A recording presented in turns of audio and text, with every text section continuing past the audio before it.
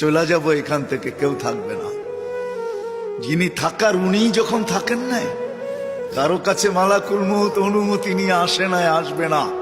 শুধু একজন মুহাম্মদুর রাসূলুল্লাহ সাল্লাল্লাহু আলাইহি ওয়াসাল্লামের কাছে মালাকুল মউত যখন আসছেন, তো আল্লাহ বলছে বন্ধুর কাছে অনুমতি নিয়ে ঢুকবে। অনুমতি দিলে ঢুকবে, নাইলে ফিরে আসবে।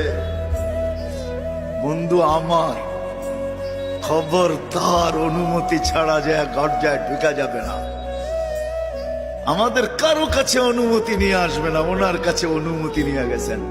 তারপরও বলছে শোনো, ঢুকার অনুমতি দিলেই কিন্তু হাত রাইখা দিবা না, আবার অনুমতি নিবা, রাখবা কি রাখবা না।